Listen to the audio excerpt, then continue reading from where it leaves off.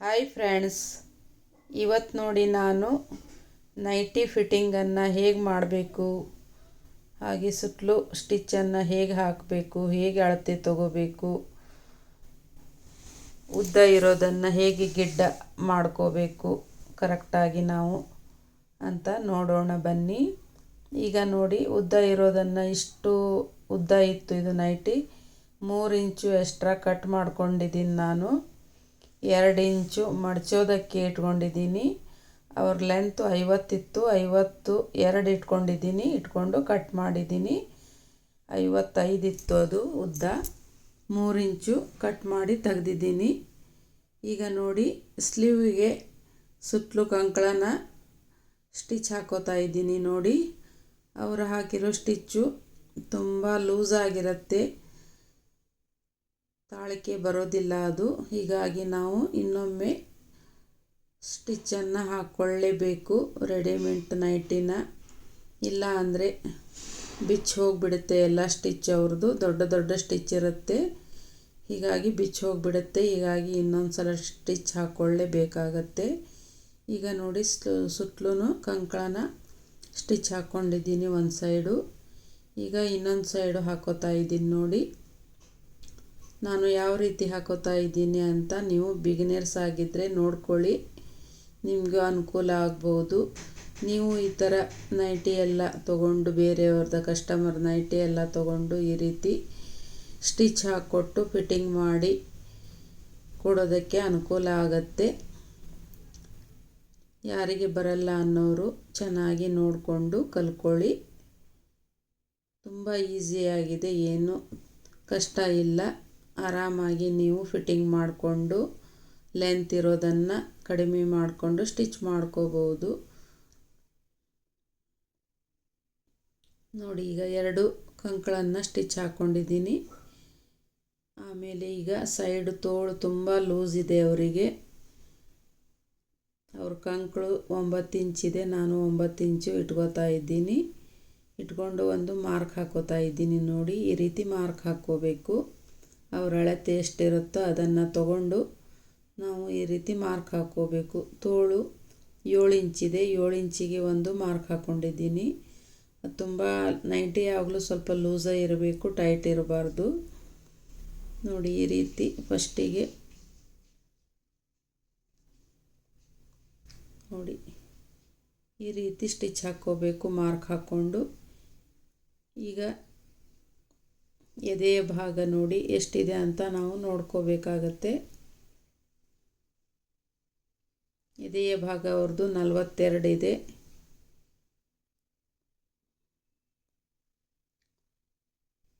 42 ಅಳತೆ ತಗೊಂಡು ನಾನು ಸ್ಟಿಚ್ ಹಾಕೋತಾ ಇದ್ದೀನಿ. ಎಕ್ಸ್ಟ್ರಾ ಇಷ್ಟು ಬಟ್ಟೆ ಬಂದಿದೆ ನೋಡಿ. ಕರೆಕ್ಟಾಗಿ ನಾವು 42ಕ್ಕೇ ಸ್ಟಿಚ್ ಹಾಕ್ಕೊಂಡಿದ್ದೀನಿ ಮಾರ್ಕ್ ಹಾಕ್ಕೊಂಡು. ಎಕ್ಸ್ಟ್ರಾ ಮತ್ತು ಅಷ್ಟು ಅಗಲಿದೆ ನೋಡಿ, 3 ಇಂಚು ಅಗಲ ಇದೆ ಸೈಡಿಗೆ. ಮತ್ತು ಅದನ್ನು ಆಮೇಲೆ ಫಿಟ್ಟಿಂಗ್ ಆದಮೇಲೆ ಸ್ವಲ್ಪನ ಕಟ್ ಮಾಡಿ ತೆಗಿಬೇಕು. ಇಲ್ಲ ಅಂದರೆ ಫಿನಿಶಿಂಗು ಸರಿಯಾಗಿ ಬರಲ್ಲ, ನೀಟಾಗಿ ಕಾಣೋದಿಲ್ಲ. ಹಾಗೆ ಇಟ್ಟರೆ ಸ್ವಲ್ಪ ಕಟ್ ಮಾಡಿ ನಾವು ತೆಗಿಬೇಕಾಗತ್ತೆ. ಅಗಲನ ಎಕ್ಸ್ಟ್ರಾ ಇರೋ ಬಟ್ಟೆನ 1.5 ಇಂಚು 2 ಇಂಚು ಇಟ್ಕೊಂಡ್ರೆ ಪರವಾಗಿಲ್ಲ. ಈ ಥರ 3 ಇಂಚು ಅಗಲ ಇತ್ತಂದರೆ ಹೀಗೆ ಎದ್ದು ನಿಲ್ಲುತ್ತೆ ನೈಟಿ, ಸರಿಯಾಗಿ ಕೂಡಲ್ಲ. ಅದಕ್ಕೋಸ್ಕರ ನಾವು 1-2 ಇಂಚು 1.5 ಇಂಚಷ್ಟು ಅಗಲ ಬಿಟ್ಟುಕೊಂಡು ಆಮೇಲೆ ಎಕ್ಸ್ಟ್ರಾ ಇರೋದನ್ನು ಕಟ್ ಮಾಡಿ ತೆಗಿಬೇಕು. ಈಗ ಕಿಸೆ ಇರೋದ್ರಿಂದ ನಾನು ಈ ರೀತಿ ಕಿಸೆ ಈ ಕಡೆ ಹಾಕ್ಕೊಂಡು ನಾನು ಸ್ಟಿಚ್ ಮಾಡ್ಕೋತಾ ಇದ್ದೀನಿ. ನೋಡಿ, ಅವರು ರೆಡಿಮೇಡ್ ಬಟ್ಟೆ ಸರಿಯಾಗಿ ಅವರು ಸ್ಟಿಚ್ ಮಾಡಿರಲ್ಲ ನೀಟಾಗಿ, ಹೇಗೇಗೋ ಮಾಡಿರುತ್ತಾರೆ. ಅದನ್ನು ನಾವು ನೋಡಿಕೊಂಡು ಚೆನ್ನಾಗಿ ಸ್ಟಿಚ್ ಮಾಡ್ಕೋಬೇಕು. ನೋಡಿ, ಈಗ ಇನ್ನೊಂದು ಸಲ ಸ್ಟಿಚ್ ಹಾಕ್ಕೋಬೇಕು. 2 ಸ್ಟಿಚ್ಚನ್ನು ಹಾಕ್ಕೋಬೇಕು ಸೈಡ್ ಫಿಟ್ಟಿಂಗಿಗೆ. ನೋಡಿ, 7 ಇಂಚಿಗೆ ಒಂದು ಮಾರ್ಕ್ ಹಾಕ್ಕೋಬೇಕು ಕೈ ತೋಳಗಲ. ಆಮೇಲೆ ಕಂಕಳ 9 ಇಂಚು. ನೋಡಿ, ನಿಮಗೆ 2 ಸಲ ಹೇಳ್ಕೊಡ್ತಾ ಇದ್ದೀನಿ, ಯಾಕಂದರೆ ನಿಮಗೆ ಚೆನ್ನಾಗಿ ಅರ್ಥ ಆಗಲಿ ಅಂತ ಹೇಳಿ. ನೀವು ಅವರು ಅಳತೆ ನೈಟಿ ಬೇಕಾದ್ರೆ, ಹಳೆ ನೈಟಿ ಬೇಕಾದ್ರೂ ತೊಗೊಳ್ಳಿ. ಇಲ್ಲ ಅಂದರೆ ಮೈ ಬಾಡಿ ಮೆಜರ್ಮೆಂಟ್ ತೊಗೊಂಡ್ರೂ ಪರವಾಗಿಲ್ಲ. ನಿಮ್ಗೆ ಯಾವುದು ಸರಿ ಅನಿಸುತ್ತೋ ಅದನ್ನು ತೊಗೊಂಡು ನೀವು ಮೆಜರ್ಮೆಂಟ್ ತೊಗೊಂಡು ಅದೇ ಮೆಜರ್ಮೆಂಟಿಗೆ ಒಂದು ಮಾರ್ಕ್ ಹಾಕ್ಕೊಂಡು ನೀವು ಈ ರೀತಿ ಸ್ಟಿಚ್ ಮಾಡ್ಕೋಬೇಕು ಫಿಟ್ಟಿಂಗನ್ನು. ನೋಡಿ, ನಡದ ಭಾಗಕ್ಕೆ ಈ ರೀತಿ ಸ್ಟಿಚ್ ಮಾಡ್ಕೋಬೇಕು. ಅವ್ರ ನಡ ಎಷ್ಟಿದೆ ಅಂತ ಅಳತೆ ತಗೊಂಡು ಅದರ ಪ್ರಕಾರನೇ ಮಾರ್ಕ್ ಹಾಕ್ಕೊಂಡು ನೀವು ಸ್ಟಿಚ್ ಮಾಡ್ಕೋಬೇಕು. ಕರೆಕ್ಟಾಗಿ ನೀಟಾಗಿ ಫಿಟ್ಟಿಂಗ್ ಬರುತ್ತೆ. ನೋಡಿ, ಈ ರೀತಿ ಮೊದಲಿನವ್ರ ಸ್ಟಿಚ್ ಹೇಗೆ ಎಲ್ಲಿರುತ್ತೋ ಕೆಳಗಡೆ ಅದೇ ಲೆವೆಲಿಗೆ ಹಾಕ್ಕೋಬೇಕು. ಮೇಲ್ಗಡೆ ಮಾತ್ರ ಫಿಟ್ಟಿಂಗಿಗೆ ಎಷ್ಟು ಅಳತೆ ಇದೆ ಅಷ್ಟನ್ನು ನೋಡಿಕೊಂಡು ಮಾರ್ಕ್ ಹಾಕ್ಕೋಬೇಕು. ಕೆಳಗಡೆ ಸೇಮ್ ಅವರ ಹೊಲಿಗೆ ಸ್ಟಿಚ್ ಹೇಗಿರುತ್ತೋ ಅದರಲ್ಲೇ ಹಾಕಬೇಕು. ನೋಡಿ, ಈಗ ಇನ್ನೊಂದನ್ನು ಇದ್ರ ಪಕ್ಕದಲ್ಲಿ ಇನ್ನೊಂದನ್ನು ಸ್ಟಿಚ್ ಹಾಕ್ಕೋಬೇಕು.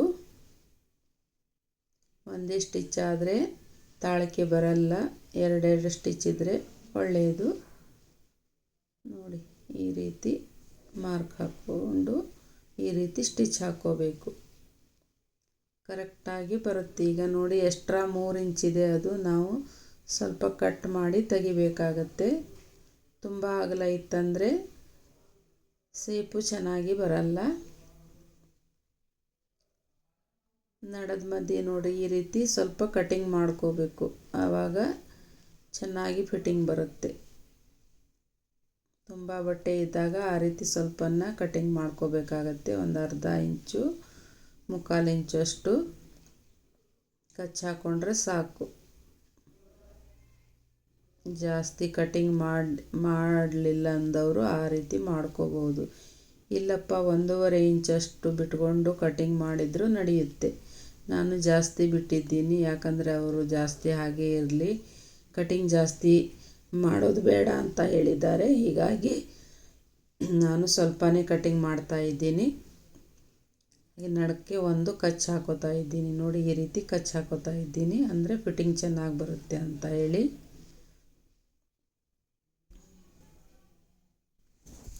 ಈಗ ನೋಡಿ, ನಡದ ಫಿಟ್ಟಿಂಗ್ ಎಲ್ಲ ಆಯಿತು, ಸ್ಟಿಚಿಂಗು ಆಯಿತು. ಈಗ ಕೆಳಗಡೆ ಉದ್ದನ 3 ಇಂಚು ಕಟ್ ಮಾಡಿ ಇಟ್ಕೊಂಡಿದ್ದೀನಿ ನಾನು. ಅವರ ಉದ್ದ 50 ಇದೆ, ನಾನು 52 ತೊಗೊಂಡಿದ್ದೀನಿ. ಯಾಕಂದರೆ 2 ಇಂಚು ಮಡಚೋದಕ್ಕೆ ಫೋಲ್ಡ್ ಮಾಡಿ ಸ್ಟಿಚ್ ಮಾಡೋದಕ್ಕೆ ಹೋಗುತ್ತೆ. ಹೀಗಾಗಿ 52 ತೊಗೊಂಡಿದ್ದೀನಿ. ಈಗ 2 ಇಂಚು ಫೋಲ್ಡ್ ಮಾಡ್ತಾ ಇದ್ದೀನಿ. ನೋಡಿ, ಈ ರೀತಿ ಇಟ್ಕೊಂಡು ನಾವು ಫೋಲ್ಡ್ ಮಾಡ್ಕೋಬೇಕು. ಕರೆಕ್ಟ್ ಅಳತೆ ಬರುತ್ತೆ. ಅದೇ ರೀತಿ ಕಾಟನ್ ನೈಟಿ ಇದ್ದರೆ ಒಂದು ಅರ್ಧ ಇಂಚು 1 ಇಂಚು ಇಟ್ಕೊಂಡ್ರೆ ಒಳ್ಳೆಯದು. 1 ಇಂಚು ಜಾಸ್ತಿನೇ ಇಟ್ಕೋಬೇಕು. ಯಾಕಂದರೆ ಅದು ನೀರಿಗೆ ಹಾಕಿದ ಮೇಲೆ ತುಂಬ ಚಿಕ್ಕದಾಗತ್ತೆ. ಯಾಕಂದರೆ ತುಂಬ ಗಂಜಿ ಇರುತ್ತೆ ಕಾಟನ್ನಲ್ಲಿ, ಲೆಂತ್ ಕಡಿಮೆ ಆಗಿಬಿಡುತ್ತೆ. 1 ಇಂಚು ಉದ್ದನೇ ಇಟ್ಕೊಂಡು ನಾವು ಸ್ಟಿಚ್ ಮಾಡಬೇಕಾಗತ್ತೆ. ಕಾಟನ್ ಬಟ್ಟೆ ಆದರೆ ಜಾಸ್ತಿನೇ ಇಟ್ಕೋಬೇಕು. ಅವ್ರ ಅಳತೆಗಿನ ಜಾಸ್ತಿ ಇಟ್ಕೋಬೇಕಾಗತ್ತೆ 1 ಇಂಚು. ಯಾಕಂದರೆ ಹೋಗುತ್ತೆ, ಅದು ನೀರಿಗೆ ಹಾಕಿದ ಕೂಡಲೇ ಕಾಟನ್ ಹೋಗುತ್ತೆ. ಅದು ಚಲೋ ಒಳ್ಳೆ ಕಾಟನ್ ಆದರೆ ಏನಾಗಲ್ಲ, ಸ್ವಲ್ಪ ಸಾದಾ ಕ್ವಾಲಿಟಿ ಆದರೆ ಹೋಗಿಬಿಡುತ್ತೆ. ಹೀಗಾಗಿ 1 ಇಂಚು ಎಕ್ಸ್ಟ್ರಾನ ಇಟ್ಕೊಂಡು ನಾವು ಸ್ಟಿಚ್ ಮಾಡ್ಕೋಬೇಕಾಗತ್ತೆ ನೈಟಿಲಾದರೆ. ಇದನ್ನು ನೀವು ನೆನಪಿಟ್ಕೊಳ್ಳಿ.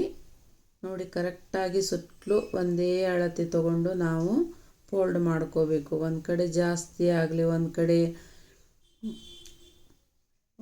ಕಡಿಮೆ ತೊಗೊಳ್ಳೋದು, ಈ ರೀತಿ ಮಾಡಬಾರ್ದು. ಈ ರೀತಿ ಮಾಡಿದಾಗ ಏನಾಗುತ್ತೆ, ನಮಗೆ ಒಂದು ಕಡೆ ಉದ್ದ ಒಂದು ಕಡೆ ಗಿಡ್ಡ ಆ ಥರ ಬಂದುಬಿಡುತ್ತೆ. ಆವಾಗ ನೋಡೋದಕ್ಕೆ ಚೆನ್ನಾಗಿ ಕಾಣಲ್ಲ. ಒಂದೇ ಅಳತೆ ತೊಗೊಂಡಾಗ ಕರೆಕ್ಟಾಗಿ ಬರುತ್ತೆ, ನೋಡೋದಕ್ಕೂ ಚೆನ್ನಾಗಿ ಕಾಣುತ್ತೆ.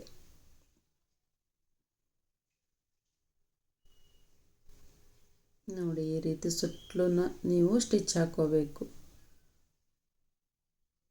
ಒಂದೇ ಅಳತೆ ತೊಗೊಂಡು ಸ್ಟಿಚ್ ಹಾಕ್ಕೋಬೇಕು.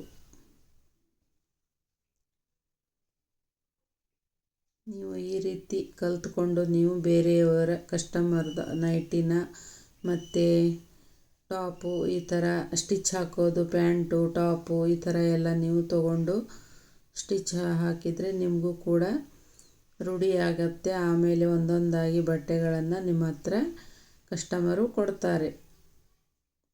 ಯಾವುದಕ್ಕೂ ನಾವು ಹೆದರಬಾರ್ದು. ನಾವು ಕೆಲಸನ ಮನಸ್ಸು ಕೊಟ್ಟು ಮಾಡಿದರೆ ಯಾವುದೇ ಕಷ್ಟ ಆಗಲ್ಲ. ಧೈರ್ಯದಿಂದ ಮಾಡಬೇಕು. ಅಯ್ಯೋ ಏನಾಗುತ್ತೋ ಅಂತ ಹೆದರ್ಕೋತಾ ಕೂತ್ರೆ ನಾವು ಯಾವುದೇ ಬಿಸ್ನೆಸ್ಸು ಮಾಡೋದಕ್ಕೆ ಆಗಲ್ಲ. ಧೈರ್ಯ ಮಾಡಬೇಕು. ಒಂದು ಸಲ ತಪ್ಪಾದರೂ ಕೂಡ ಅವ್ರು ಬೈದರೂ ಕೂಡ ಬೈಸ್ಕೊಂಡು ನಾವು ಧೈರ್ಯದಿಂದ ಮಾಡಿದರೆ ಮತ್ತು ಇನ್ನೊಮ್ಮೆ ಆ ಥರ ತಪ್ಪಾಗದಿದ್ದಿರೋ ಹಾಗೆ ನಾವು ಸ್ಟಿಚ್ ಮಾಡಿಕೊಂಡು ಚೆನ್ನಾಗಿ ಕೊಟ್ಟರೆ ಅವರು ಬಂದೇ ಬರ್ತಾರೆ. ಆ ಥರ ನೀವು ತಪ್ಪು ಮಾಡೋದಕ್ಕೆ ಹೋಗಬೇಡಿ. ಮೊದಲೇ ಎಲ್ಲ ಚೆನ್ನಾಗಿ ನೋಡಿಕೊಂಡು ಮಾಡಿಕೊಂಡು ಕರೆಕ್ಟಾಗಿ ಅಳತೆ ತೊಗೊಂಡು ಮಾಡಿದರೆ ಯಾವ ತಪ್ಪು ನಡೆಯೋದಿಲ್ಲ. ನೋಡಿ, ಫಿಟ್ಟಿಂಗ್ ಎಲ್ಲ ಆಯಿತು. ಈಗ ಕರೆಕ್ಟಾಗಿ ಅವ್ರ ಮೆಜರ್ಮೆಂಟಿಗೆ ಎಲ್ಲ ಮಾಡಿದ್ದೀನಿ. ಎಲ್ಲ ಕಡೆ ಸ್ಟಿಚ್ಚು ಕೂಡ ಹಾಕಿದ್ದೀನಿ. ಮತ್ತೆ ಸಿಗೋಣ ಮುಂದೆ.